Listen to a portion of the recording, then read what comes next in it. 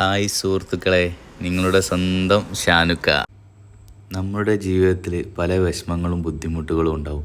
അപ്പോൾ നമ്മളെന്താ ചെയ്യുക? യാത്രകൾ സ്റ്റാർട്ട് ചെയ്യും.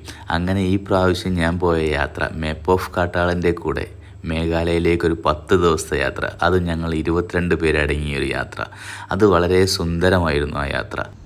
4:15 സൂര്യോദയം. വല്ലാത്ത ജാതി അല്ലേ? നമ്മളെ നാട്ടിലത്തെ മാതിരിയല്ല.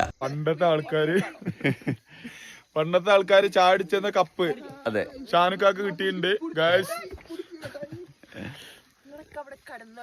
ഞങ്ങള് കണ്ടതാണ് സൂര്യൻ. നിങ്ങൾ കണ്ടതാണ് വേറെ എന്തോന്ന് പറയാൻ വിചാരിച്ചു. ഞങ്ങൾ കണ്ടതാണ് കണ്ടത്.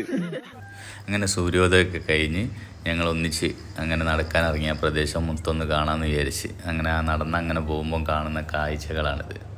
എന്ത് ഭംഗിയല്ലേ വീടുകളൊക്കെ കാണാൻ. സമയം ഒരു 5:15 ഈ 5:15 കാണുന്ന കാഴ്ചകളാണിത്.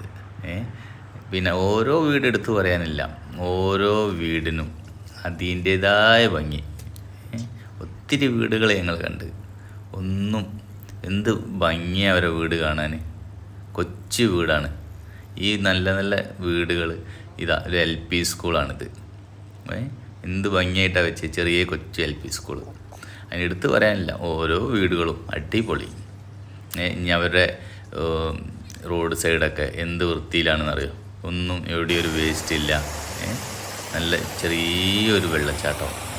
ആ വെള്ളച്ചാട്ടമാണെങ്കിൽ ഐക്യജാലല്ല, നല്ല ശുദ്ധിയായ വെള്ളം. എവിടെ നോക്കിയാലും വൃത്തി.